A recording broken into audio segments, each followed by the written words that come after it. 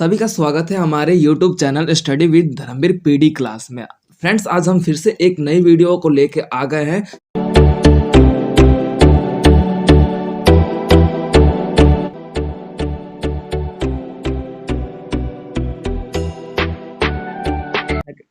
ये हमारा इग्नू का सेकेंड ईयर का कोड है BHDC 134। इसके अंदर हम ये आपके मोस्ट इंपोर्टेंट क्वेश्चन को सिलेक्ट कर रखा है, 15 क्वेश्चंस को सिलेक्ट कर रखा है। उन्हीं 15 क्वेश्चंस में से हमारे एग्जाम को क्रिएट किया जाएगा, प्रिपेयर किया जाएगा। अब उसी टॉपिक्स को हम करते हुए अपने टॉपिक्स को आगे चलते हैं। ओके एवरीवन, ठीक है। तो हम बात कर लेते हैं फर्स्ट क्वेश्चन का। हमारा फर्स्ट क्वेश्चन है, आपका देखा जाएगा फर्स्ट क्वेश्चन, हिंदी गद्य का विकास तथा इसके पृष्ठभूमि की व्याख्या कीजिए। यानी कि हिंदी गद्य के विकास और तथा इसके पृष्ठभूमि की व्याख्या कीजिए। फर्स्ट ऑफ ऑल हम ये देखेंगे कि हिंदी गद्य साहित्य की जो व्यवस्था है ना, उसमें महत्वपूर्ण एक परिवर्तन आया। यानी कि हिंदी जो रचनाएं होती थी, हिंदी गद्य की जो व्यवस्था है, उसके विकास कैसे हुआ तथा इसके पृष्ठभूमि की व्याख्या करनी है। तो पहली बात तो यह कि हिंदी गद्य का जो विकास है हमें देखने को मिलता है कि भारतेंदु काल में देखा जाता है। जो भारतेंदु हरिश्चंद्र के नाम से इस काल का नामकरण होता है, भारतेंदु। ठीक है, भारतेंदु काल। तो इसका जो टाइम पीरियड होता है 1850 से लेके 1900 तहत इसका टाइम पीरियड रहता है, यानी कि हिंदी गद्य की व्यवस्था का। ठीक है, अगर बात कर लेते हैं या फिर भारतेंदु हरिश्चंद्र के जो काल है उसका देखा जाता है 1875 से लेके आपका देखा जाता है 1900 तहत। ठीक है, अब 1800 इसलिए लिखा जाता है कि शुरुआत जो हो गया था 1850 से लेके हो गया था, लेकिन बड़े पैमाने पे जो विकसित होने की बात है वो हमारा आपका देखा जाता है 1875 में आपका बड़े पैमाने पे विकसित हुआ। अब बात कर लेते हैं हिंदी गद्य का मतलब क्या है। जब हिंदी साहित्य की जब रचना शुरू हुई थी, जो इतिहासकार में हमें ये देखने को मिला कि हिंदी में सारे व्यवस्थाओं या फिर आपका बोल सकते हो आदिकाल, भक्ति काल, रीति काल, ये जितने भी काल हुए उन सभी की जो रचनाएं होती थी पहले गद्य की व्यवस्था में ना होकर आपका पद्य तथा ब्रिज भाषा में हुआ करता था। ब्रिज भाषा और तथा पद दोनों ही कठिन शब्दों से भरपूर होता था, जो कि आम लोग शिक्षित ना होने के कारण इन भाषाओं का, इसमें जो भाव पक्ष हैं उनको समझने में असमर्थ थे। अब इसी इसी व्यवस्था के कारण हिंदी गद्य का विकास धीरे धीरे होना शुरू हुआ।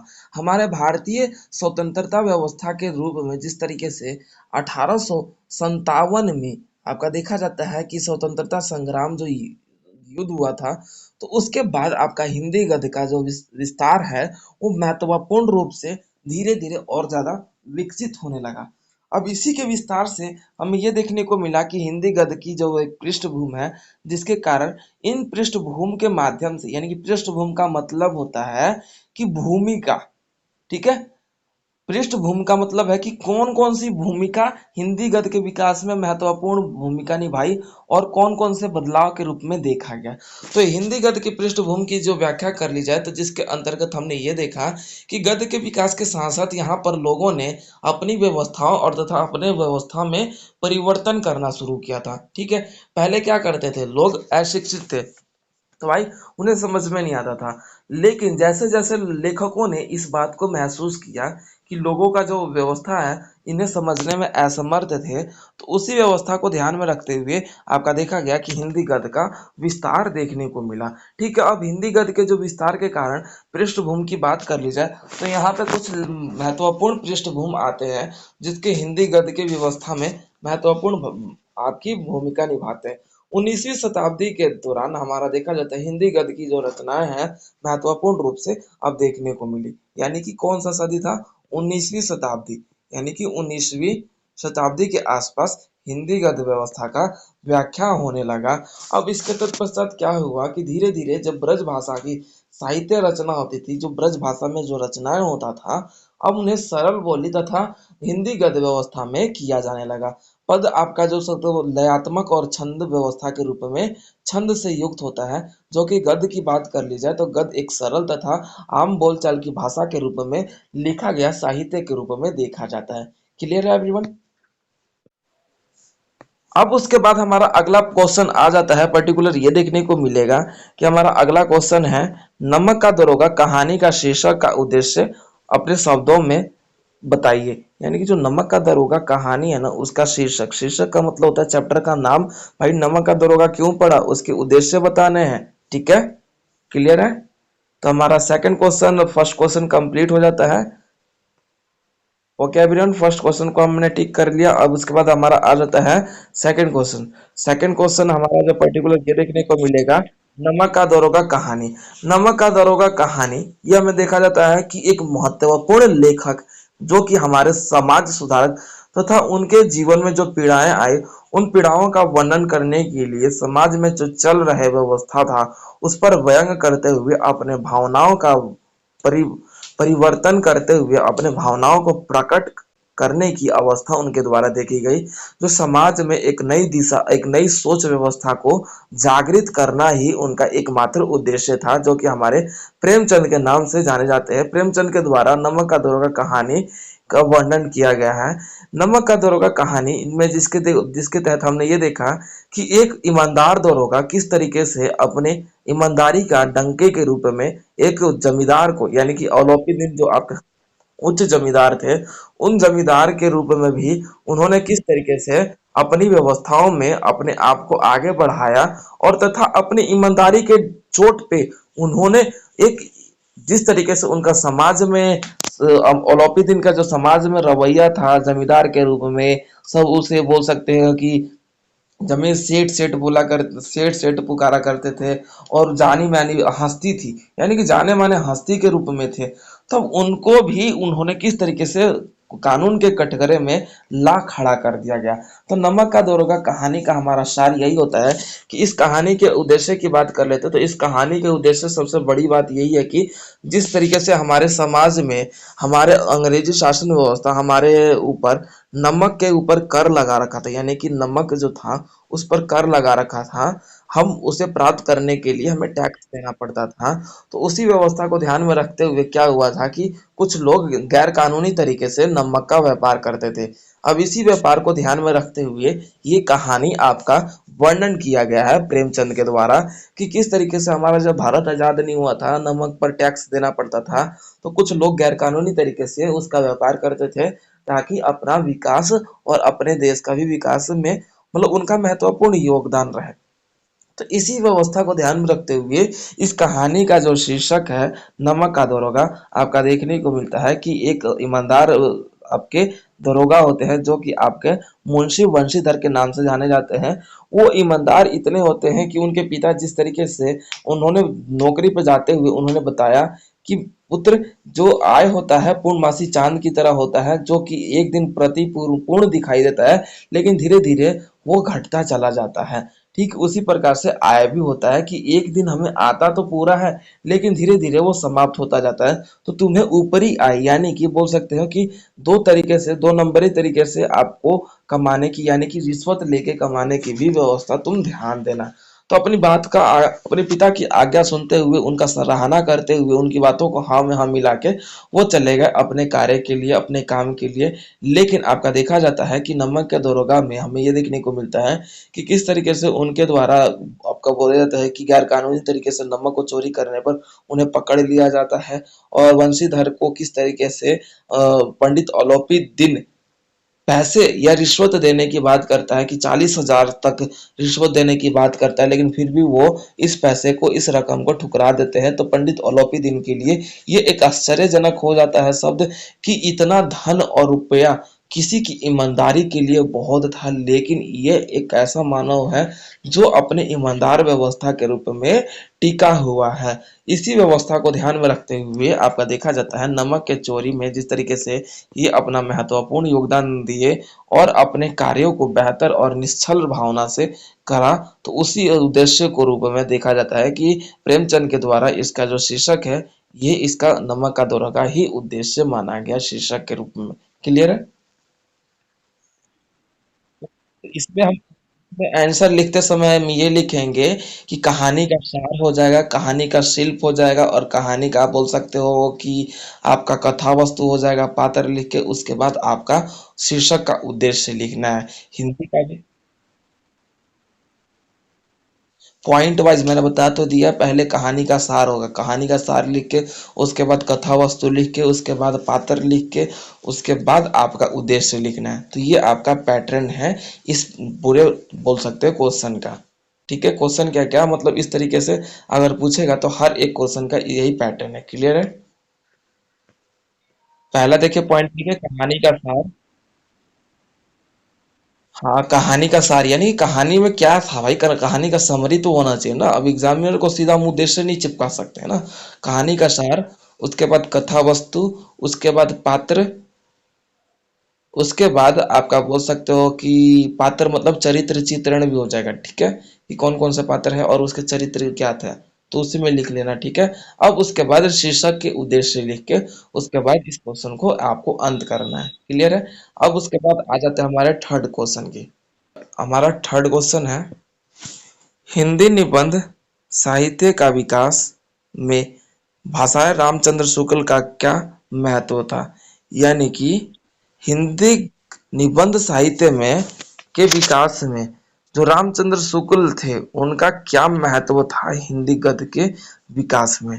तो ये आपका क्वेश्चन है, question number third. Okay everyone? ठीक है, तो रामचंद्र शुक्ल ने जिस तरीके से अपने हिंदी साहित्य में रचना करते हुए अपना विकास देखा और उसके रूप में आपका देखा जाता है कि उन्होंने हिंदी साहित्य का किस तरीके से विकास किया, उसके बारे में हमने देखा। तो रामचंद्र शुक्ल ने हिंदी गद्य साहित्य के रूप में और उनके जो निबंध है वो एक ऐसे निबंध जो हिंदी गद्य की जो भाषा शैली है वो एक ऐसा भाषा शैली है कि जो सभी को समझ में आ सके, मतलब सरल भाषा। एक देश जैसे कि मोदी जी जिस तरीके से बोलते हैं ना सरल भाषा, और रुक रुक के बोलते हैं, तो हिंदी गद्य निबंध के रूप में उन्होंने भी अपनी जितनी रचनाएं किया है, उनके जो रचनाओं में जो भाव प्रकट हुए हैं, एक ऐसा भाव जो सरल और ठहराव के रूप में हो, यानी कि रुक रुक के उन्होंने अपनी बातों को प्रकट किया है। ये नहीं कि लोगों को ना समझ में आए, लोगों को समझ में आ जाए, इसीलिए इन भावनाओं को प्रकट करने का प्रयास उनके द्वारा किया गया है। अब रचनाकार के आधार पर निबंधों को दो वर्गों में रखा गया, जो कि आपके प्रारंभिक निबंध निबंध और एक पुराणिक निबंध। प्रारंभिक निबंध की बात कर ली जाए तो इन्होंने जब शुरू से अपने प्रारंभ निबंध किया था तो उनके बीच जो आपके बोल सकते हैं कि भाजा की शक्ति, यानी कि जो साहित्य है एक इनका आ जाता है भाजा की शक्ति। तो भाजा की शक्ति और उपन्यास आ जाता है भारतेंदु हरिश्चंद्र के मित्रता के रूप में इनका उल्लेख बहुत ही ज्यादा मिलता है। यानी कि चाचा रामचंद्र शुक्ल है ना, वो भारतेंदु हरिश्चंद्र के मित्र के रूप में इनकी व्यवस्था बहुत ज्यादा देखी जाती है। तो इनकी देखो रचनाएं जो होती है ना, जो संबंधित जो इनकी रचनाएं होती है निबंध की, वो महत्वपूर्ण भावात्मक व्यवस्था में होती है, यानी कि इनमें भावनाएं होती है। ठीक है, और एक चिंता का विषय होता है। चिंता का विषय यानी कि कोई एक ऐसा टॉपिक होता है जो सामने वाले को पढ़ के एक बोल सकते हो कि कुछ सोचने पर मजबूर कर दे कि हाँ हमें ये कार्य करना है। ठीक है, अब जैसे कि मान लो कि चिंता का विषय भाई हमारा स्टडी भी है, लाइक डेट। अब ये स्टडी आप लोग कर रहे हो तो ये चिंता का विषय है कि भाई एग्जाम है लेकिन करना है हमें, तो ये एक चिंता का विषय है। तो जो हिंदी गद्य के विकास में जो आपके रामचंद्र शुक्ल थे, उनका महत्व हमें यही देखने को मिला कि इन्होंने अपनी रचनाओं के माध्यम से लोगों को एक नया चेतना यानी कि एक नई दिशा व्यवस्था प्रदान किया, जिसमें लोगों के हृदय तक को भी झिझोर तक रख सकता था। झिझोर का रखना का मतलब है ना कि बिल्कुल ही मतलब हिला के रख देना। उनकी रचनाएं कुछ इस तरीके से होती थी, उनकी रचनाएं लोगों को डायरेक्ट प्रभावित करती थी। रामचंद्र शुक्ल की जो निबंध की भाव थे वो भावुक और हृदय से भरपूर था। हृदय यानी लोभ और प्रीति, जिस तरीके से लिखा था उन्होंने, आप लोग पढ़ता ही होगा कि लोभ और प्रीति किस तरीके से आपका एक बोल सकते हो कि उपन्यास के रूप में जाना जाता है।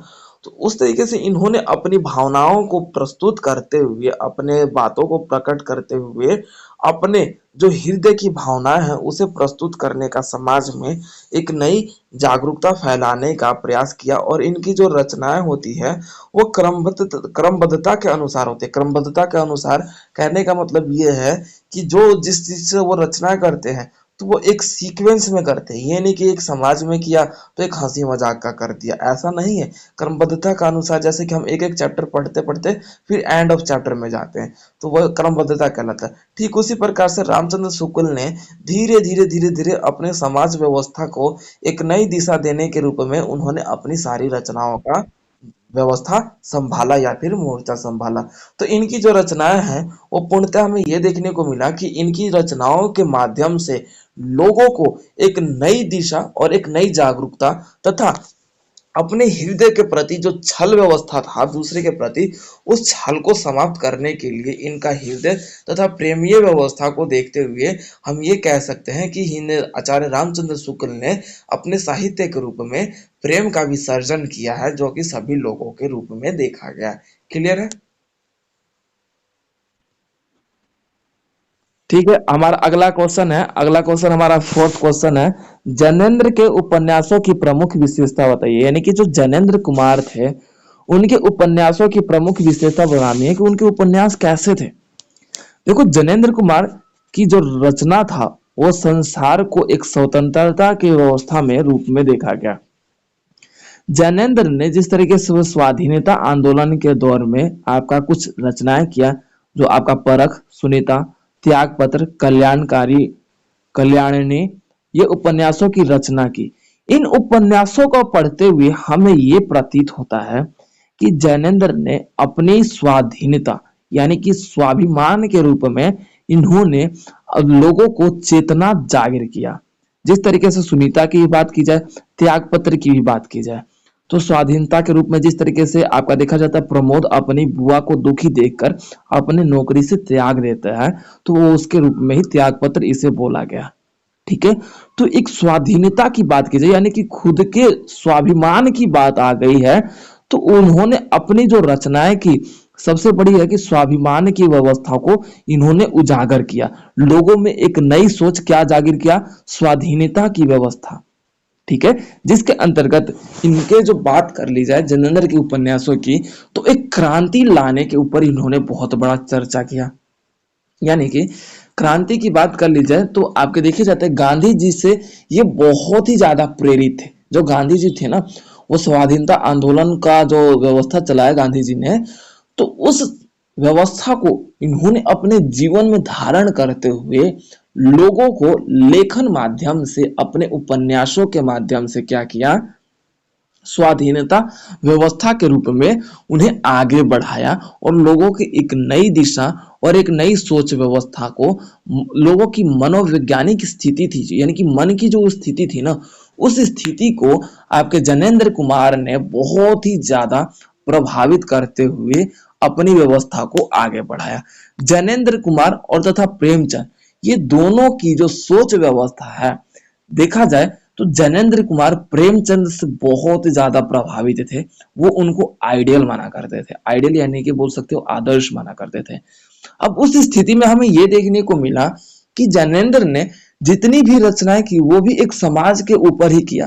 प्रेमचंद ने शुरू से समाज की व्यवस्थाओं को कटाक्ष करते हुए आलोचक के रूप में अपने आप को उभारा, तो जैनेन्द्र कुमार ने भी इसी तरीके से अपनाया। लेकिन जैनेन्द्र कुमार ने पूरी तरीके से उनके समर्थक करते हुए भी उनकी तरह रचनाओं का विरोध करते हुए उन्हें अपने आप में उन्होंने अपने विस्तार को आगे बढ़ाया। ठीक है, जैनेन्द्र कुमार की जो रचना थी, जिसके अंतर्गत आपका देखा गया कि उन्होंने राजनीति जीवन में भी अपना केंद्र महत्वपूर्ण रूप से रखा तथा क्रांतिकारी लाने के लिए भी, जिस तरीके जैसे कि सुनीता ने हरिप्रसन्न क्रांतिकारी दल में सदस्य थी, परंतु जैनेन्द्र ने उसके पक्ष समर्थन के लिए लिखने की बात भी आलोचक के रूप में कहलाया। यानी कि जो सुनीता की बात की जाए तो देखा जाता है किस तरीके से क्रांतिकारी दल की एक सदस्य थी। जो उपन्यास था सुनीता, उसमें ये सब आप पढ़ सकते हो। तो उसमें भी उन्होंने किस तरीके से एक क्रांतिकारी व्यवस्था को लाने के लिए उन्होंने लोगों की चेतना को आगे बढ़ाया तथा जैनेन्द्र कुमार की जो आरंभिक यानी कि जो प्रारंभ के उपन्यास थे, जैसे कि ताजगी, ठीक है, ताजगी का मतलब जिससे हमारा बोल सकते हो फ्रेश, तो उसके अंतर्गत हमने देखा कि जैनेन्द्र कुमार ने अपने उपन्यासों का जो विषय है उसको देखते हुए समाज के केंद्र को देखने का प्रयास उनके द्वारा किया गया। समाज के केंद्र को इट मीन्स कि समाज के सभी व्यवस्था कि समाज में कैसी व्यवस्था है भाई, क्या क्या सिस्टम चल रहा है समाज में, इन सभी को नोटिस करते हुए जैनेन्द्र कुमार ने अपने उपन्यासों की व्यवस्था को आगे बढ़ाया था। क्लियर है? तो हमारा अगला क्वेश्चन है हमारा तिलिस्मी और जादू उपन्यासों के अंतर बताइए, यानी कि जो तिलिस्मी है और जादू उपन्यास है। देखो ये बहुत बार क्वेश्चन में पूछ रखा है, आपका 5 नंबर में आता है ना टिप्पणी कीजिए, उसमें ये बहुत बार पूछ रखा है। ठीक है, इन दोनों में से कोई एक ना एक जरूर पूछता है। तो तिलिस्मी और जादू उपन्यास के बीच डिफरेंट बताना है कि क्या डिफरेंट है भाई। ठीक है, ओके एवरीवन, क्लियर है? तो देखो इसमें क्या होता है कि अगर तिलिस्मी की पहले बात कर ली जाए तो यहाँ पे देवकी नंदन खत्री देवकी नंदन खत्री आपका देखा जाता है, बाबू देवकी नंदन खत्री जो है वो चंद्रकांता, ठीक है, उपन्यास के प्रकाश में आते हैं। यानी कि उपन्यास जो है उनके, ये एक उपन्यास है, ये दोनों ही उपन्यास है, इन दोनों उपन्यासों के बारे में बताना है। तो जो देवकी नंदन खत्री है ये एक पात्र है, इस उपन्यास के एक पात्र हैं, जिसके अंतर्गत देखा जाता है कि खत्री जी के इस उपन्यासों का जो संसार तिलिस्मी और व्यवहारी से भरपूर, उर्दू में ये लिखा गया, ज्यादा तिलिस्मी शब्द से ही पता चल रहा है ना कि उर्दू शब्द है, तिलिस्मी जो है ना उर्दू शब्द है। ठीक है, जो एक उर्दू शब्द में लिखा एक दास्तान है जो कि प्राचीन भारतीय राजकुमार और राजकुमारियों के प्रेम कथाओं में निहितार्थ है। यानी कि ये भारतीय राजकुमार और राजकुमारी के जो प्रेम होते थे पहले भारतीय इतिहास में, उनके ऊपर ये आपका देखा जाता है तिलिस्मी उपन्यास की व्यवस्था देखने को मिलती है।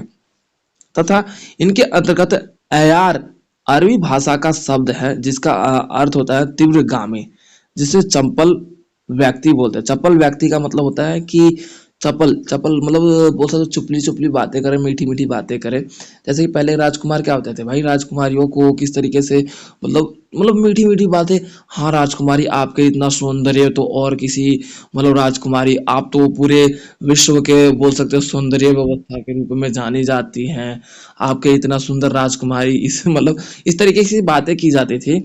तो उसमें हमें ये, अब बात कर लेते हैं हमारे इसके अंतर्गत, तो तिलिस्मी जो आपका देखा जाता है उपन्यास है, इसमें एक ऐसा तिलिस्मी जो संसार का एक मनोरम दृश्य के रूप में, एक चमत्कार के रूप में जो तिलिस्मी जो होता है वो आपका देखने को मिला कि जिसमें आपका एक रोमांच भरा जीवन, रोमांच, रहस्य और रोमांच से भरा जीवन होता है। तिलिस्मी का मतलब ही होता है कि कोई एक ऐसा सीक्रेट, एक ऐसा सस्पेंस जो रोमांच से भरपूर हो, एडवेंचर हो, एडवांस बोल सकते हो कि हर एक मतलब बहुत ही इंजॉयमेंट वाला हो।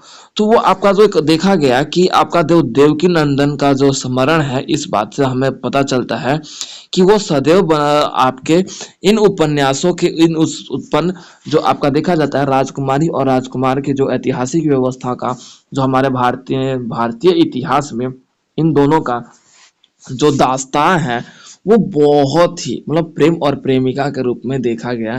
तो ये जादू उपन्यास से अंतर इसीलिए रखता है कि वो हमारा जादुई व्यवस्था से संबंधित है, लेकिन ये जो तिलिस्मी उपन्यास है वो हमारे भारतीय राजकुमार और राजकुमारी के प्रेम कथाओं से निर्मित एक ऐसा संसार, यानी कि एक ऐसा संसार जो भारतीय राजकुमार और राजकुमारी के द्वारा निर्मित किया गया एक संसार है, जो कि उसमें अपने रहस्य भरा जीवन के रूप में उन्होंने उजागर करने का प्रयास किया है।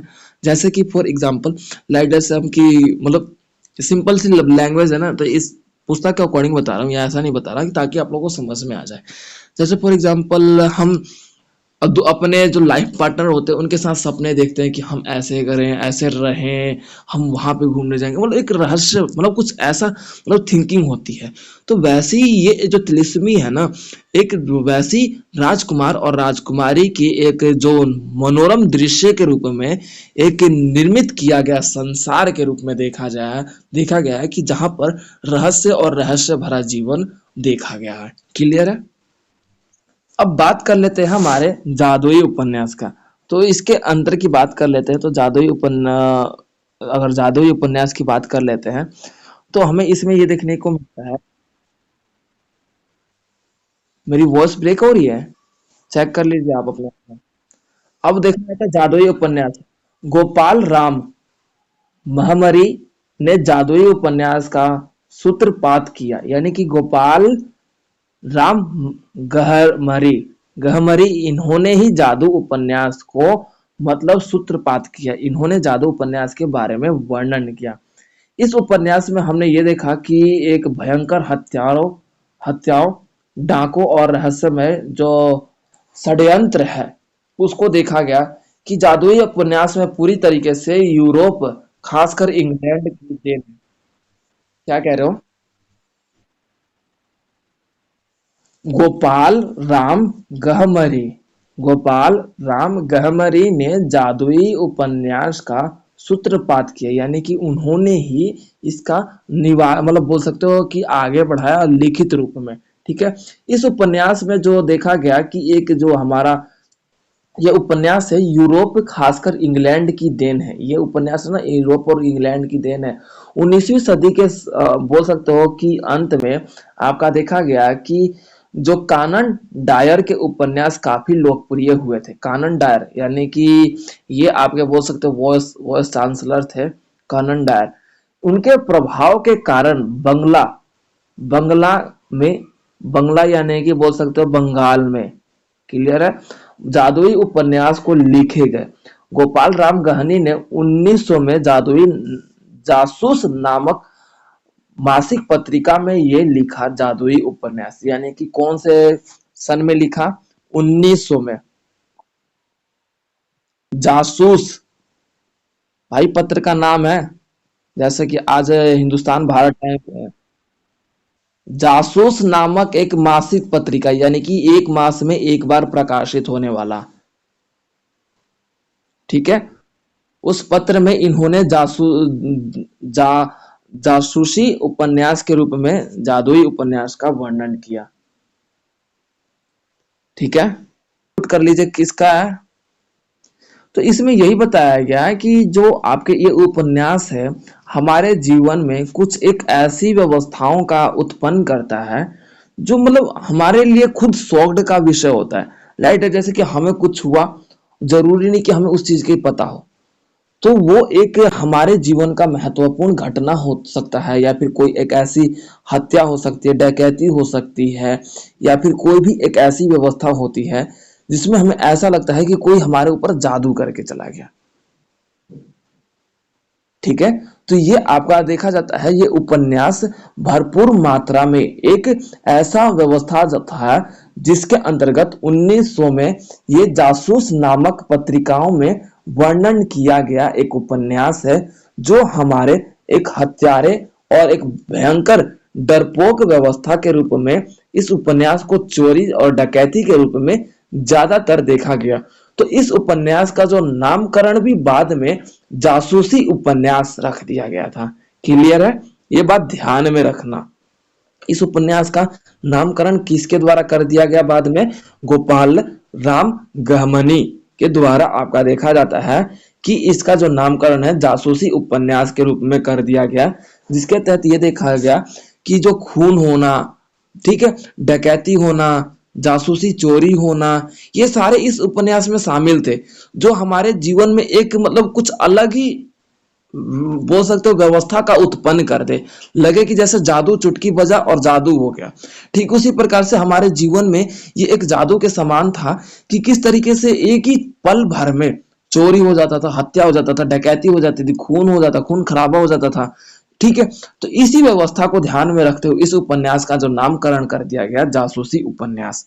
क्लियर है? क्या पॉइंट? ठीक है। तो ये जासूसी उपन्यास जो हमें ये देखने को मिला कि जी पूर्णतः चोरी और डकैती और खून खराबे से भरपूर था। तो इसी उपन्यास का वर्णन जो कि आपको मैंने बता दिया कि 1900 तहत आपका देखा जाता है कि 1973 इसका प्रकाशन हुआ जासूसी उपन्यास के रूप में, और जासूस नाम पत्रीय मासिक पत्रिका के रूप में इसका पहला प्रकाशन किया गया था, तभी जाके इसका जासूसी उपन्यास के नाम से भी जाना जाता है। क्लियर है? अब उसके बाद हमारा अगला क्वेश्चन है, भारतेंदु युग में 1875 से लेकर 1973 जो आपका विस्तार होता है उसका, उस पर चर्चा करना है कि भारतेंदु युग में 1875 से लेकर 1973 किस तरीके से आपका विकास होता है उस पर चर्चा करना है। क्लियर है? तो हमारा अब अगला क्वेश्चन है, क्वेश्चन की बात कर लेते तो हमारा 6 क्वेश्चन है, भारतेंदु युग में 1875 से लेकर 1973 में हिंदी गद्य का विकास पर चर्चा करना है, यानी कि जो हिंदी गद्य थे उसके विकास पर चर्चा करना है। तो ये भारतेंदु का जो जन्म आपका देखा जाता है 2 सितंबर 1850 को बनारस के एक धनी परिवार में, यानी कि बोल सकते हो कि रिच फैमिली में होता है। ठीक है, तो इनकी जो नाटक व्यवस्था थी, इनके जो ये जो टाइम पीरियड रहा, इस युग में अलग अलग लेखकों ने अपना महत्वपूर्ण भूमिका निभाया गद्य का विस्तार करने के रूप में, जो कि गद्य आपका हिंदी और सरल रूप में देखा गया। तो इसमें आपके अलग अलग रचनाओं के माध्यम से, अलग अलग जो बोल सकते हैं उपन्यासों के माध्यम से, अलग अलग कहानियों के माध्यम से इस युग को हिंदी गद्य में प्रसारण करने का विस्तार देखने को मिला। इसमें अलग अलग लेखकों ने आपके जो रचनाएं किए, जैसे कि हम बात कर लेते हैं पद्मावती, शिशुपाल वध, चंद्रसेन, इन जैसे आपका देखा जाता है रचनाओं ने, जो बालकृष्ण भट्ट की अन्य जो बालकृष्ण भट्ट के द्वारा ये रचनाएं किए गए। तो देखो इनमें जो आपके रचनाओं को थोड़ा बहुत याद, बालकृष्ण भट्ट, पद्मावती। अच्छा अच्छा।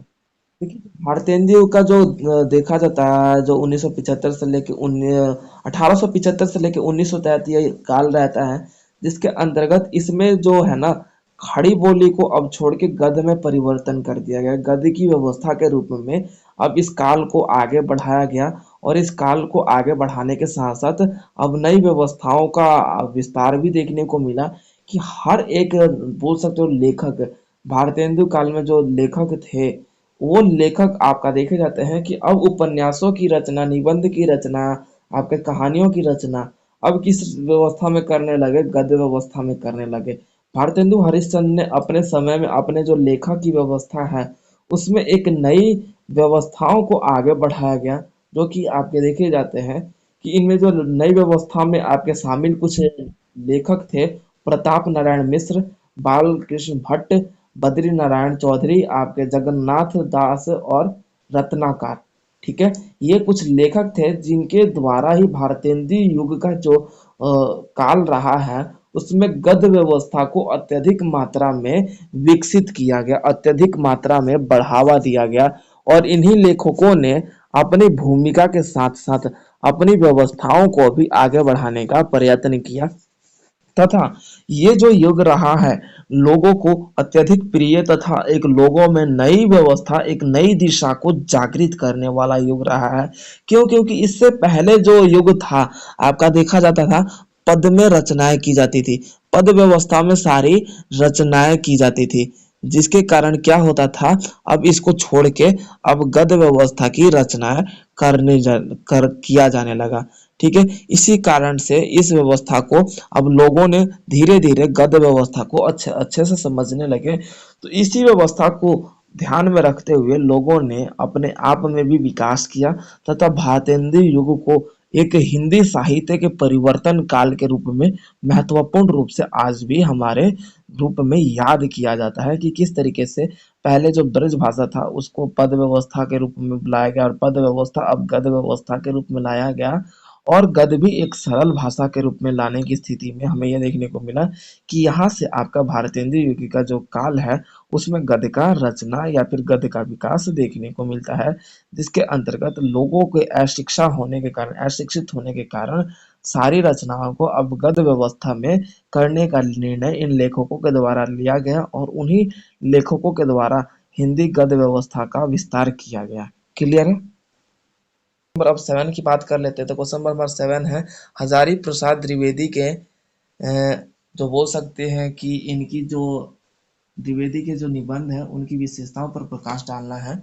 तो हमारा क्वेश्चन सिंपलीफाई बहुत ही इजी है और बहुत ही मतलब बोल सकते हैं इम्पोर्टेंट से एक हमने सेलेक्ट ही कर रखा है इसमें। तो हजारी प्रसाद द्विवेदी के निबंध निबंध जो है उनकी विशेषता बतानी है। तो देखिए हजारी प्रसाद द्विवेदी के जो निबंध है ना, वो हमारे भारतीय समाज में, हमारे भारतीय साहित्य में और हमारे संस्कृति में माने जाने लेखकों में से आज हमारे हजारी प्रसाद द्विवेदी को देखा जाता है, जिनकी रचनाएं आधुनिकता में एक नई आदर्श की चेतना को आगे आगे बढ़ाता है। यानी कि जो आधुनिक टाइम की बात कर ली जाए ना, तो आधुनिक टाइम में जो लोग हैं ना, उनके मन में एक नई चेतना को जागृत करने का जो कार्य करता है, हजारी प्रसाद के द्विवेदी के जो निबंध है, वो महत्वपूर्ण रूप से कार्य करता है। जिसके अंतर्गत इनके जो निबंध है, उनकी जो विषय शैली है ना, यानी कि विषय यानी कि किस विषय पर इनकी रचना करनी है, तो इनके जो निबंध की शैली है वो आपके तत्सम शब्दों से भरपूर है। ग्रामीण जीवन के शब्दों का प्रयोग किया गया है, यानी कि ग्रामीण इनके जो बोल सकते हो कि जो इनकी जो शैली है, विषय शैली, ठीक है। तो इसमें हमने ये देखा कि इनकी जो शैली है ना, वो आपका तत्सम शब्दों से भरपूर है तथा इनके जो शैली है, ग्रामीण क्षेत्र के जो जीवन के लोग है ना, यानी कि जो ग्रामीण क्षेत्रों में जो लोग भाषा प्रयोग करते हैं ना, उनके रूप में इन्होंने अपने निबंधों की व्यवस्था का वर्णन किया है। भारतीय संस्कृति, इतिहास, साहित्य के ज्योतिर्लिंग के रूप में जाने जाते हैं। ज्योतिर्लिंग यानी कि एक ज्योति जलने वाली जो प्रकाश होती है ना, दिए के रूप में, तो उनके रूप में ये जाने जाता है कि हजारी प्रसाद द्विवेदी जो है भारतीय इतिहास साहित्य के रूप में, साहित्यकार के रूप में ये आपके एक दीपक के समान है, जो कि अपने आप में प्रज्वलित होकर मतलब यानी कि जलकर वो लोगों के रूप में दर्शन यानी कि एक दर्शन के समान है। और जैसे अगर दिया को हम लेते हैं तो दिया का हम क्या करते हैं भाई, हम लोग वो बोल सकते हैं हाथ को वो करके और फिर सर पे लगाते हैं ना, जैसे आरती लेना होता है जिसे हम बोलते हैं, तो वो दर्शन के रूप में देखा जाता है, उसे भी बोलते हैं कि दर्शन। तो हजारी प्रसाद द्विवेदी के जो निबंध है ना, वो बहुत ही ज्यादा मार्मिक और तत्सम शब्दों से भरपूर और सरल लोगों को समझ में आ सके वैसे शब्दों का भरपूर यहाँ पे मात्रा देखने को मिलता है। जिसके माध्यम से हम ये देखते हैं कि हजारी प्रसाद द्विवेदी के द्वारा जितनी भी रचनाएं की गई, उन्होंने जो अपने विषय चुने गए, उनके जो विषय चुने गए उन विषयों पर उन्होंने अपना महत्वपूर्ण फैसला लेते हुए अनहद अनहद व्यवस्था का मतलब ये है कि अनहद यानी कि कोई लिमिट ही नहीं है। उन्होंने अपने लेखन के माध्यम से खुद को समर्पण इस कदर किया कि मानो कि उनके जो भाव है, जो मानसिक स्थिति है, उसकी कोई सीमा ही नहीं है। वो लोगों को प्रति इतने लुभावित, उनकी जो लेखन क्रिया है, उनके जो निबंध है इतनी मार्मिक और सृजनात्मक व्यवस्था के रूप में है कि उनके साहित्य से भारतीय संस्कृति के प्रति एक प्रेम का उजागर देखने को मिला। यानी कि प्रेम का उजागर इनके अटूट एक दूसरे के प्रति प्रेम करने की जो भावना है ना भारतीय संस्कृति के प्रति, इनके द्वारा हजारी प्रसाद द्विवेदी के द्वारा बहुत ही महत्वपूर्ण रूप से आगे बढ़ाने की स्थिति में देखा गया।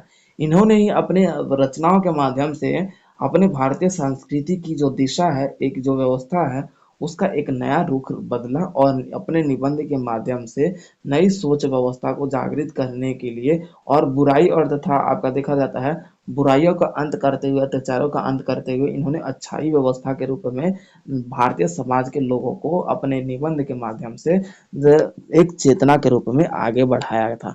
क्लियर है? हमारा अब अगला क्वेश्चन शुरू हो जाता है, कुबेरनाथ राय की भाषा शैली पर टिप्पणी कीजिए, जो आपका क्वेश्चन नंबर 8 है। ठीक है, देखो कुबेरनाथ राय जो कि इनकी जो भाषा शैली है, विषय के अनुसार इनकी भाषा शैली भी बदलती रहती है। ठीक है, जो आपके देखे जाते हैं कि अलंकरण व्यवस्था के रूप में इनकी आवश्यकता, जो गंभीर बातों का इनकी जो भाषा है, वो गंभीर व्यवस्था का स्वरूप देखा जाता है। जो देखने को मिलता है कि ये आपके कहीं कहीं ये भी देखने को मिलता है कि ये अपने जो वर्णन करते हैं, अपनी व्यवस्थाओं का वर्णन करते हैं, तो इनकी जो गंभीरता, जैसे कि आपका देखा जाता है तत्सम शब्दों का भरपूर भरपूर इनका प्रयोग किया जाता है। और तत्सम शब्दों के साथ साथ ये उर्दू, फारसी, अंग्रेजी, देशज और तत्सम तद्भव शब्दों का भी महत्वपूर्ण प्रयोग करते हैं। तो इनके इनके जो रचनाएं होती हैं, इनकी जो भाषा शैली होती है, उनके रूप में हम ये देखते हैं कि यहाँ पर इन्होंने अपनी व्यवस्थाओं के रूप में अपने भाषा का प्रयोग करते हुए मुहावरे, लोकोक्तियां, अपने सटीक शब्दों का प्रयोग करते हुए भी लोकोक्तियां, मुहावरे व्यवस्था में इन्होंने अपने आप को आगे बढ़ाया। इनकी भाषा शैली की बात कर लीजिए तो इतिहास इतिहास में इनको इस रूप में भी जाना जाता है कि इन्होंने गंभीर बातों का जिक्र करते करते अपने तत्सम शब्दों का प्रयोग करा और मुहावरे और लोकोक्तियों का सहारा लेते हुए समाज में एक नई व्यवस्था को जागृत किया। कि इन्होंने नई व्यवस्था का जागृत किस रूप में किया भाई? अपने अलग अलग विषयों के रूप में, अलग अलग शब्दों का, अलग अलग व्यवस्थाओं के रूप में इन्होंने अपने शब्द का प्रयोग किया। जैसे कि उर्दू शब्द भी प्रयोग किए, फारसी भी, अंग्रेजी भी, देशज भी और तद्भव शब्द का भी प्रयोग इनकी रचनाओं में हमें देखने को मिलता है, तथा मुहावरे और लोकोक्तियों का भी भरपूर मात्रा में इन्होंने प्रयोग किया।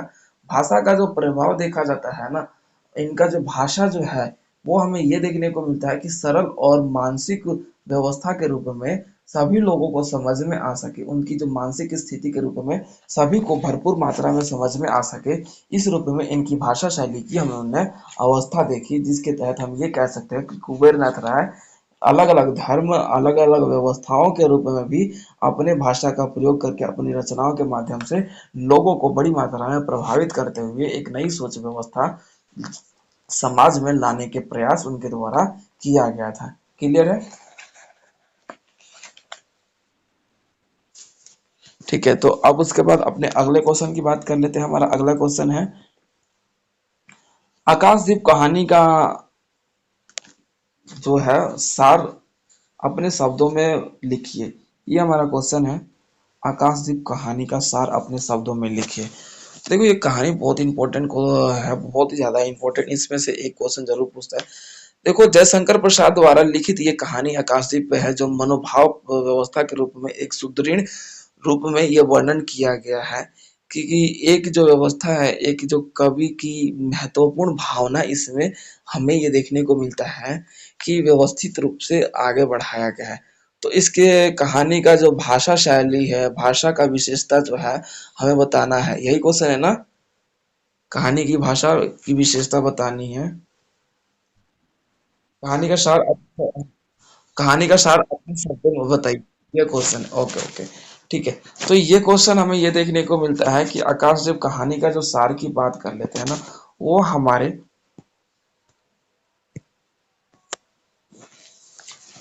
जन जयशंकर प्रसाद द्वारा लिखित एक कहानी है, जिसके अंतर्गत हमने ये देखा कि इसमें दो पात्र महत्वपूर्ण रूप से आते हैं। एक एक चंपा है और दूसरा आपका देखा जाता है कि आपके बुद्धगुप्त के नाम से जाने जाते हैं। तो इसमें आपका देखने को मिलता है कि ये एक समुद्र से संबंधित एक घटना होती है, जो कि समुद्र में आपका देखा जाता है कि अलग अलग लोग अलग अलग स्थान के लिए समुद्र के जहाज का यात्रा करते हुए अपने स्थानों पर जाने का प्रयास करते हैं, जिसे नाविक बोला जाता है। और इस स्थिति में आंधी तूफान की अवस्था भी आ जाती है, जिसके कारण अब क्या होता है कि यहाँ पर इनके समुद्री जहाज को लुटेरों के द्वारा लूट लिया जाता है और इन्हें बंदी बना लिया जाता है। तो जिसमें आपका देखा जाता है कि बंदी बनाने के रूप में कुछ ऐसे यात्री जो हैं अपने आप को मतलब बिल्कुल शांत स्वभाव करके, मतलब उनके सामने डके जो लुटेरे हैं उनके सामने वो झुक जाते हैं। लेकिन कुछ ऐसे भी थे जो अपने आजादी के लिए भी लड़ना चाहते थे या फिर वहां से भागना चाहते थे। जैसे कि एक आपका जो पात्र आता है, जो प्रमुख पात्र है, बुद्धगुप्त, जो कि इस कहानी का पूरा नायक होता है, यानी कि बोल सकते हैं हीरो होता है। ठीक है। चंपा इस कहानी की बोल सकते हो नायिका के रूप में, जो कि आपका देखा जाता है कि ये हीरोइन के रूप में देख सकते हैं, नायक नायिका के रूप में ये दोनों इस कहानी के महत्वपूर्ण पात्र हैं, जिनके द्वारा आपका देखा जाता है नौका वाली द्वीप से दूर होकर ये नवीन जो द्वीप है उस पर पहुंचने की बात इनके द्वारा चल रही है। द्वीप का नाम क्या है? नौका वाली द्वीप, और आपका देखा जाता है नवीन द्वीप के रूप में जाता है। बुद्धगुप्त उस द्वीप का नाम चंपा द्वीप रखता है। यानी कि चंपा द्वीप कब रखता है, इसका एक कहानी आप लोगों को मैं बता देता हूँ। देखो ऐसे जैसे धीरे-धीरे आपका देखा जाता है कि बुधगुप्त और चंपा एक-दूसरे से बातचीत करने लगते हैं। क्यों? क्योंकि ये दोनों एक रस्सी रस्सी बाँधी गई है लुटेरों के द्वारा सभी को। उन रस्सियों को काटकर यहाँ से भागने की इनकी जो धीरे-धीरे प्लानिंग होती है, तो एक धीरे-धीरे एक-दूसरे से संपर्क करना लगते हैं तथा एक-दूसरे के बारे में पूछने और जानने लगते हैं। तब जाके पता चलता है कि जिस तरीके से चंपा अपनी बातों को बताती है कि किस तरीके से उन उसकी माँ उसके लिए बहुत ही महत्व रखती है, उसके पिता भी उसके लिए रखते थे तथा उसकी माँ का जो जीवन है किस तरीके से आकाश में एक जो दीप जलाने की बात है, आकाश में एक नया उजाला लाने के लिए हमेशा वो रात्रि के यानी कि मध्य शाम जब होता है तो उसमें बहुत बार लोग पूजा करते हैं, दीप जलाते हैं अपने घर पे। तो ठीक उसी प्रकार से इसकी माँ भी अपनी सारी बातें बताती है। तब उसके बाद बुधगुप्त भी अपनी बातों को बताता है कि मैं एक लुटेरे खानदान से ही बिलोंग करता हूँ, लुटेरे खानदान से संबंध रखता है, तो संबंध होता है उसका। लेकिन ये आपका देखा जाता है कि बहुत ही ईमानदार, और देखने को मिलता है कि ये आपका देखने को मिलता है कि जो बुधगुप्त है ना, वो आम लोगों को नुकसान नहीं पहुंचाता। तो कुछ लुटेरे थे जो इसके मतलब चंपा के पिता को मतलब लूटते समय इसकी जो जहाज के थे, वो लूटते समय इसके चंपा के पिता को मार देते हैं, जान से मार देते हैं। तो उसके बाद चंपा के मन में शुरू से ही लुटेरों के खिलाफ आग धधकती हुई नजर आ रही थी। तब जैसे ही पता चलता है कि हाँ, ये ऐसी बात है और ये बुधगुप्त जो है वो लुटेरों के खानदान या फिर लुटेरों के एरिया से संबंध रखता है, या फिर उन्हीं के व्यवस्था के रूप में इनका जो संबंध है, तो उस समय आपका क्या होता है कि चंपा और बुधगुप्त बहुत ज्यादा एक दूसरे के करीब आ जाते हैं, दोनों एक दूसरे से प्रेम करने लगते हैं। तब जाके ये अपनी भावनाओं को व्यक्त करते हैं। तब जाके चंपा है अपने पिता के हत्यारे के रूप में आपको बुधगुप्त को मानती है कि पिता पिता का जो हत्यारा है वो बुधगुप्त भी है, इसके मतलब संबंधित सदस्य जो है पिता के हत्यारे हैं।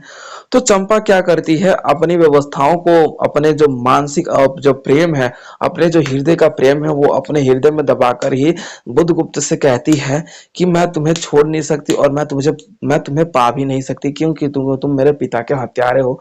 इस स्थिति में सारी बातें कहते हुए आपका देखा जाता है कि मतलब लाख लाख मना करने पे भी बुधगुप्त के जो प्रस्ताव है, बुधगुप्त ने प्रस्ताव रखा कि मैं तुमसे शादी करना चाहता हूँ। तो इस प्रस्ताव को ठुकराते हुए, अपनी बातों को रखते हुए उसने इनकार कर दिया। और उसके बाद तत्पश्चात आपका देखा जाता है कि चंपा के जाने के बाद, यानी कि नाविक से आजाद हो जाने के बाद, चंपा के जाने के बाद जो नवीन जो द्वीप है उसका नाम उसके मतलब प्रेमिका के नाम पर ही बुधगुप्त रख देता है, चंपा द्वीप, उसके यादों के रूप में रख देता है। तो उसके बाद अपने जब देखा जाता है कि चंपा अपने मतलब आकाश द्वीप में एक दीप जलाती है रात्रि के समय, जिस तरीके से उसकी माँ जलाया करती थी प्रतिदिन। तो अपनी माँ को फॉलो करते हुए अपनी माँ से मतलब लाइक दैट, उसकी माँ मर गई होती है, तो उसमें क्या होता है कि अपनी माँ की याद करते हुए फिर वो बातों अपने याद करने लगती है कि किस तरीके से वो एक जीवन में एक लड़का आया और वो लड़का भी उसके पिता का हत्यारे के रूप में था, जिसको मैं पा भी नहीं सकती थी, जिसे मैं खो भी नहीं सकती थी।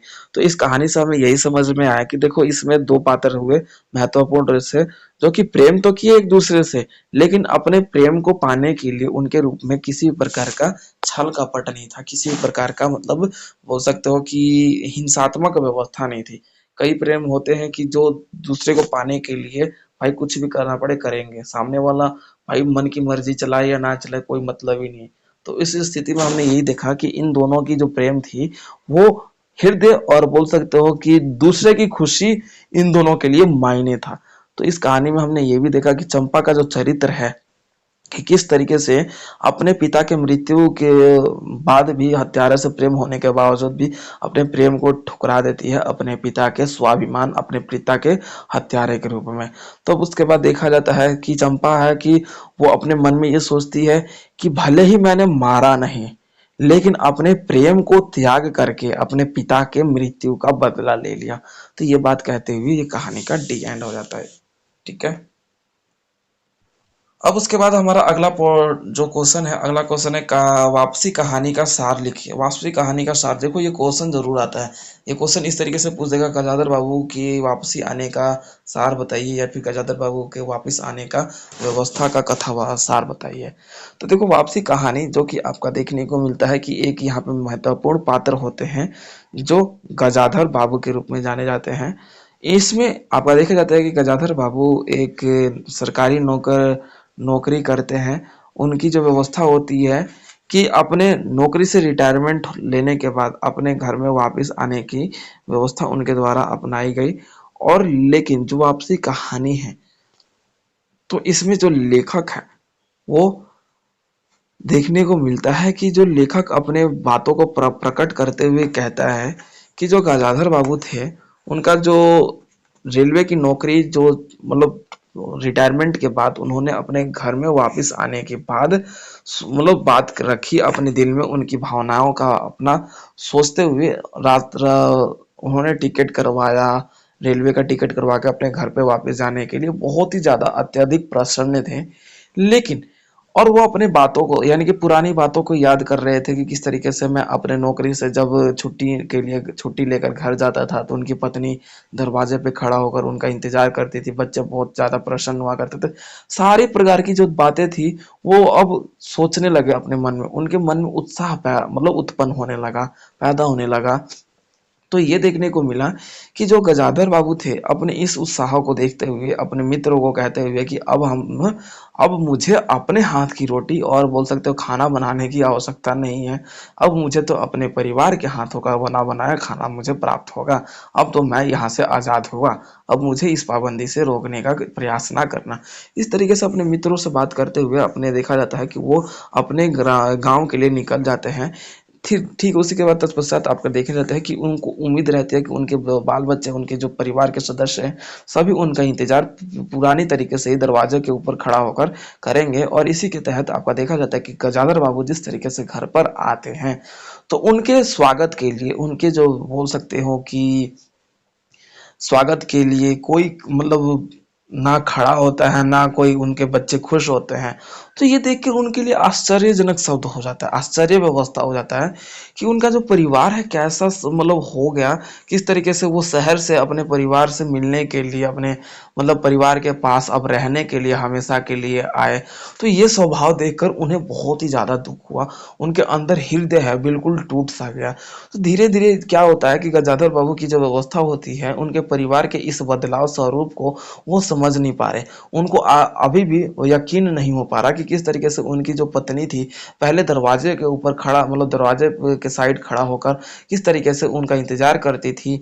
और एक जो अब का समय आया गजाधर बाबू की इस आश्चर्यजनक दृश्य को देखकर वो समझ नहीं पा रहे थे कि इनके जो परिवार के सदस्य हैं क्या बर्ताव करें।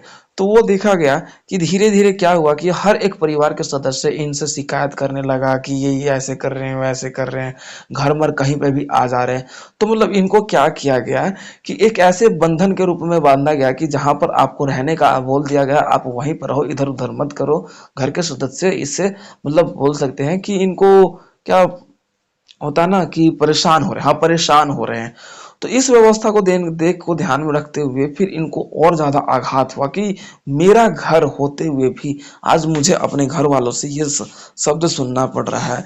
तब तत्पश्चात आपका देखा जाता है कि गजाधर बाबू को इस जो बदलाव परिवर्तन जो हुआ इनके जो परिवार के सदस्यों का, तो इनके अंदर एक ही बात खलकती रहेगी कि किस तरीके से मैंने इनके लिए ही अपनी नौकरी, अपने इतने दिन अपने सुख और बोल सकते हो कि अपने जो पीड़ाओं को त्याग करते हुए हमेशा इनके लिए मैंने नौकरी किया। लेकिन आज ऐसा स्थिति आ चुका है कि आज मुझे ही एक परिवार के सदस्य ना समझ के, एक ऐरा गैरा इंसान समझ के मुझे इस तरीके से मेरे साथ बर्ताव किया जा रहा है।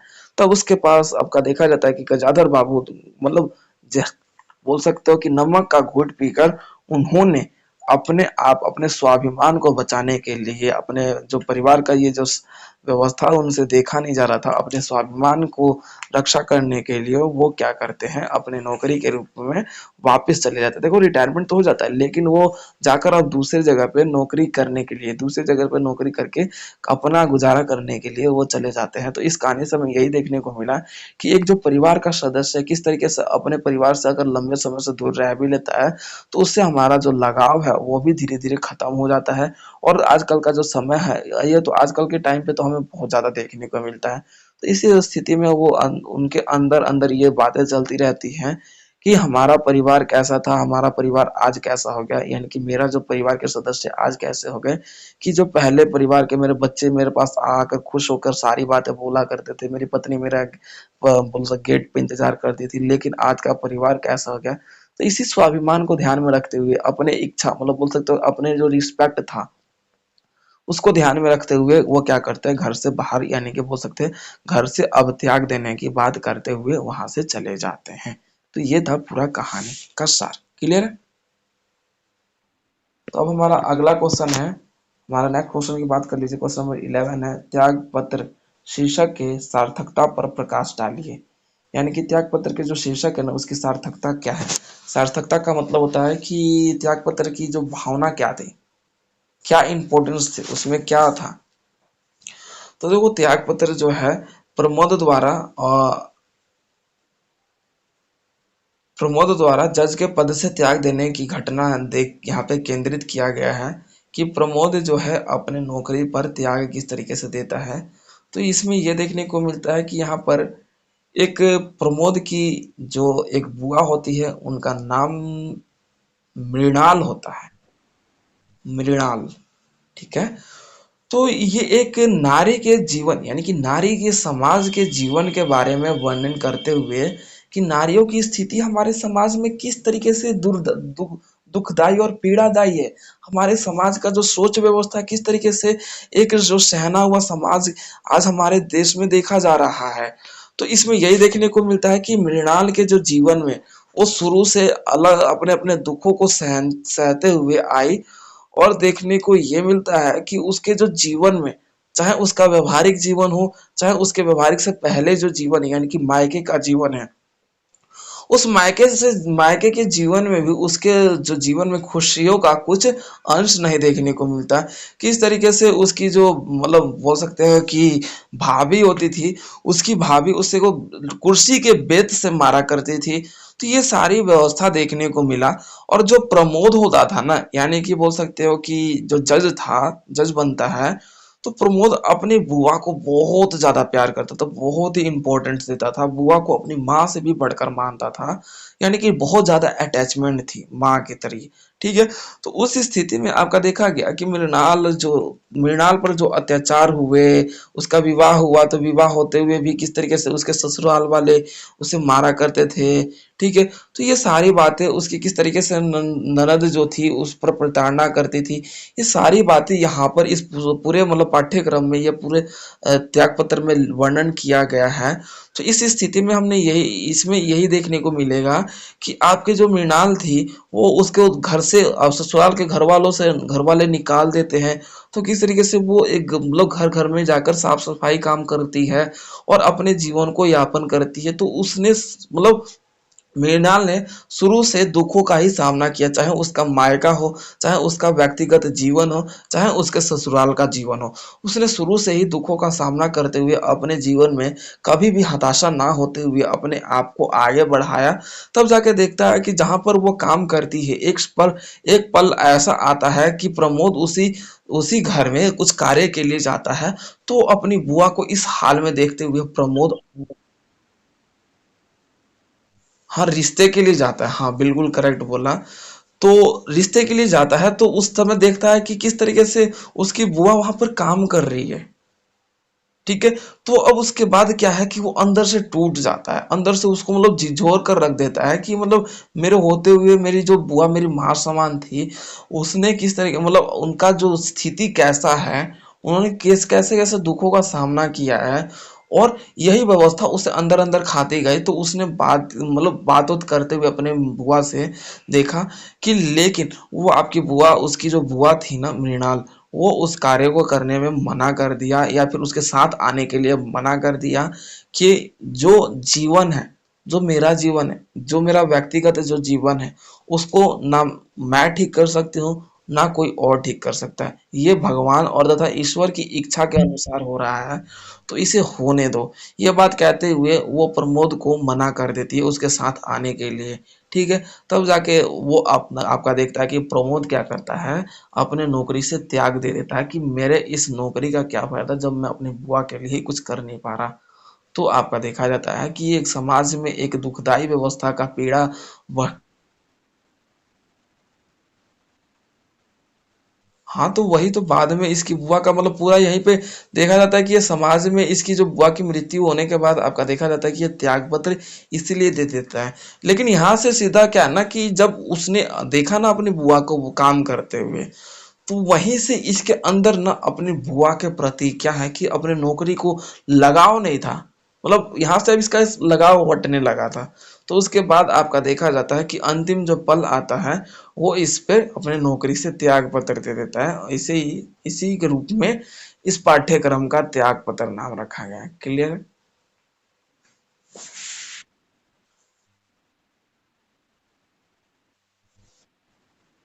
अब उसके बाद हमारा आ जाता है अगला क्वेश्चन। जो अगला क्वेश्चन है आपका क्वेश्चन नंबर 12 है। तो क्वेश्चन नंबर 12 का आपका बात कर लेते हैं, ललित निबंध के दृष्टिकोण से कुटज की विशेषता का वर्णन कीजिए। इसमें हम कुटज शब्द को संबोधित करेंगे कि ये कुटज जो शब्द है वो ललित जो निबंध है उसके रूप में कुटज का वर्णन करना है। तो जो ये देखने को मिलता है कि जो ललित है, ललित निबंध सबसे बड़ी विशेषता के रूप में लेखक जो है ना, वो अपने पाठक दोनों व्यवस्थाओं का वर्णन करते हुए, यानी कि जो संबंध है कि किस जो रचना किया जा रहा है वो किस से रूप में किया जा रहा है, किससे संबंधित रचना है।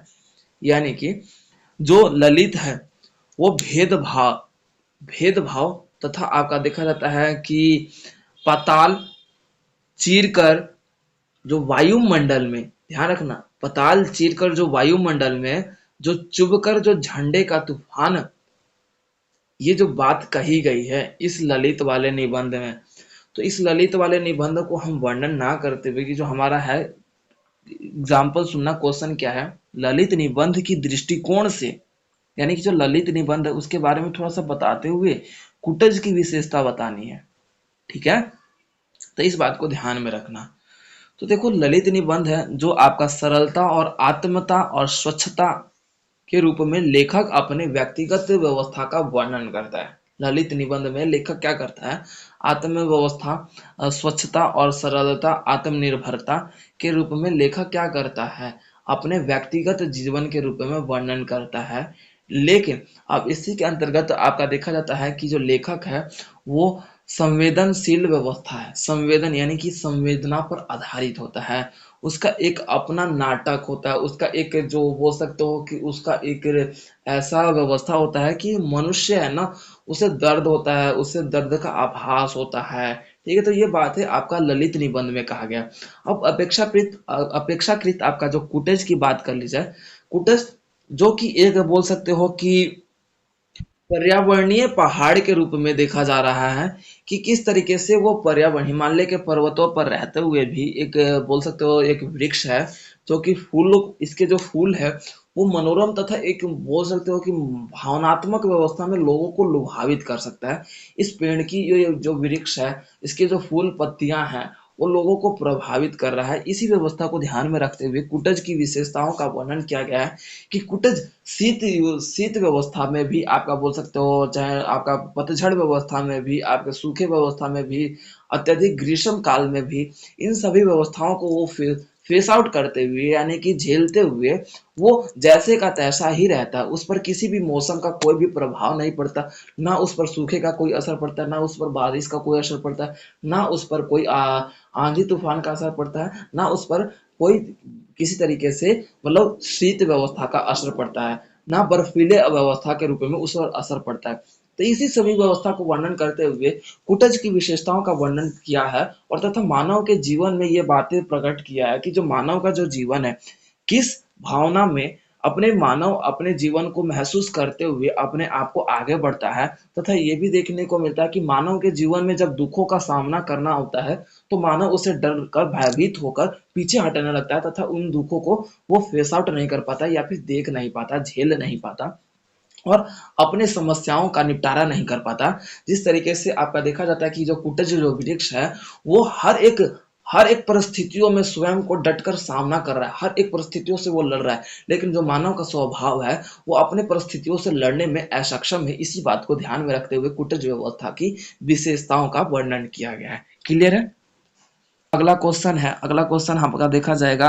13 क्वेश्चन है, गजाधर बाबू का चरित्र चित्रण कीजिए। गजाधर बाबू का चरित्र चित्रण, जो कि आपको पता, मैंने बताई दिया ऊपर वाले क्वेश्चन में कि गजाधर बाबू अपने स्वाभिमान की व्यवस्था की रक्षा करते हुए किस तरीके से अपने घर को त्याग कर चले जाते हैं, जब उनके परिवार वाले उसका उनका जो आदर सम्मान करना, जिस तरीके से पहले आदर सम्मान किया करते थे, वो आदर सम्मान करना उनके परिवार के सदस्य भूल गए थे। इसी व्यवस्था को ध्यान में रखते हुए अपने सम्मान की बरकरार स्थिति को ध्यान में रखते हुए वो क्या करते हैं, अपने घर को त्याग करके चले जाते हैं। तो इस स्थिति से हम कह सकते हैं कि वो एक स्वाभिमानी इंसान थे, कि जो अपने स्वाभिमान की रक्षा करते हुए वो अपने घर को भी त्याग दिए। तो इस तरीके से हम ये कह सकते हैं कि गजाधर बाबू का जो जीवन है और उनकी जो चरित्र चित्रण था, वो अपने परिवार के लिए बहुत ज्यादा प्रेमीय व्यवस्था के रूप में देखा गया, कि अपने परिवार से वो बहुत प्रेम करते थे। लेकिन परिवार के सदस्य उन पर किस तरीके से अपने स्वभाव को बदल दिए, जो उनके प्रेम का दृष्टिकोण है उन्होंने बदल दिया। तो वो अपने परिवार को इस बदलाव को देख नहीं पाते और उन्हें वो कुछ बोल भी नहीं पा रहे थे, अपने परिवार के सदस्यों के प्रति वो विरोध भी नहीं कर पा रहे थे। इसी व्यवस्था को ध्यान में रखते हुए उन्होंने फैसला लिया अपने घर को त्याग करने का, और वो घर छोड़कर अपने स्वाभिमान की रक्षा करते हुए अपने खुद के व्यवसाय में दोबारा जुड़ने का प्रयास किया गया था। ठीक है।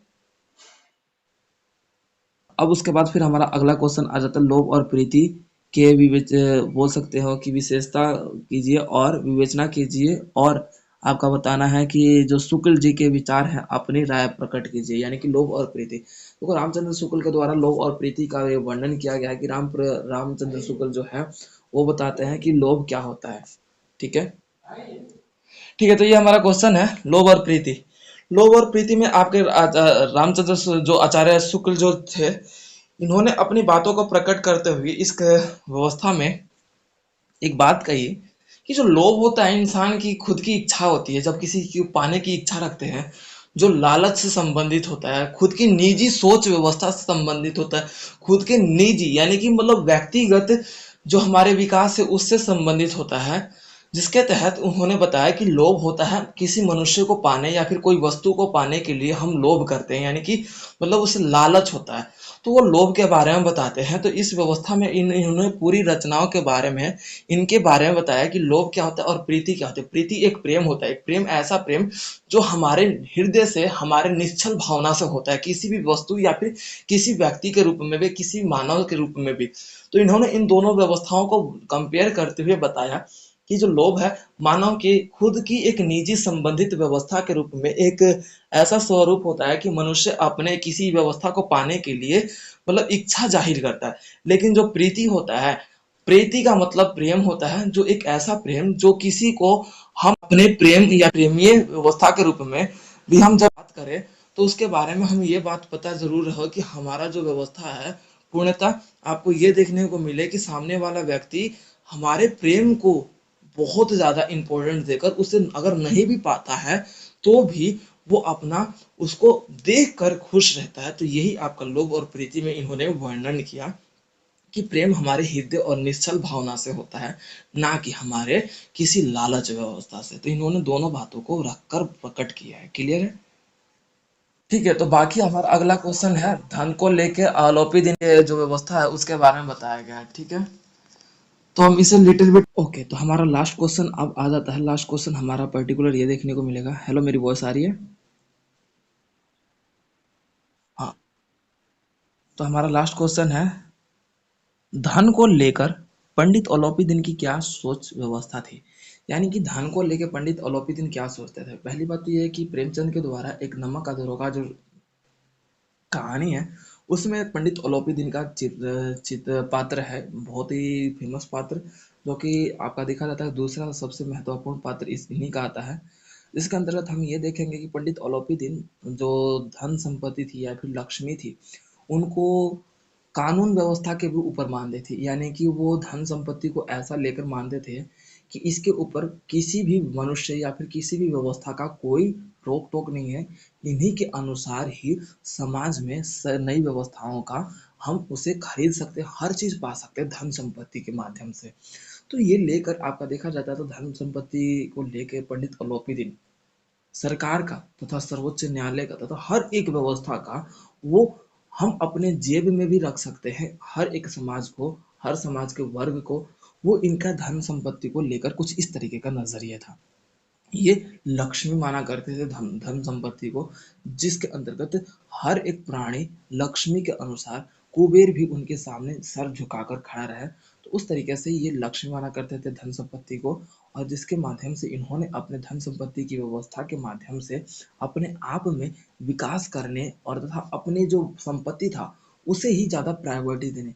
ये अच्छे से जानते थे कि जो मेरे पास धन संपत्ति है उसके प्रयोग से मैं कुछ भी कर सकता हूँ, 2 नंबर काम भी कर सकता हूँ, मतलब गैर कानूनी तरीके से कानून को अपने हाथ में भी ले सकता हूँ। जिस तरीके से आपका देखा जाता है वंशीधर ने इन्हें नमक के मतलब गैर कानूनी व्यापार के रूप में इन्हें गिरफ्तार करवाया, तो वो किस तरीके से धन संपत्ति के सहारा लेते हुए उसे मतलब वो बोल सकते हो कि जो कानून व्यवस्था से मुक्त भी हो गए।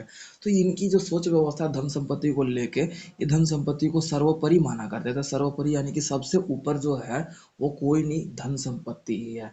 तो पंडित अलोपीदीन इस व्यवस्था में हम ये देख सकते हैं कि पंडित अलोपीदीन ने शुरू से अंत तक धन संपत्ति को एक लक्ष्मी का रूप माना है। जो वह लक्ष्मी जो मनुष्य यानी कि जो मानव है, सभी उसको पाने की इच्छा रखते हैं, सभी उसके सामने सर झुकाते हैं और सभी उसको मांगते हैं। हर एक दुआ में लक्ष्मी को मांगने का जिक्र आता है। तो कुछ इस तरीके से इनकी धन संपत्ति को लेके धारणा था। तो ये थे आपके मोस्ट इम्पोर्टेंट क्वेश्चन जो आपके एग्जाम के लिए बहुत ही ज्यादा इम्पोर्टेंट है, जो कि हमने एक एक क्वेश्चन को पर्टिकुलर एक एक क्वेश्चन को अच्छे से ब्रीफ वे में डिफाइन करते हुए इन पूरे टॉपिक्स को कवर अप किया है।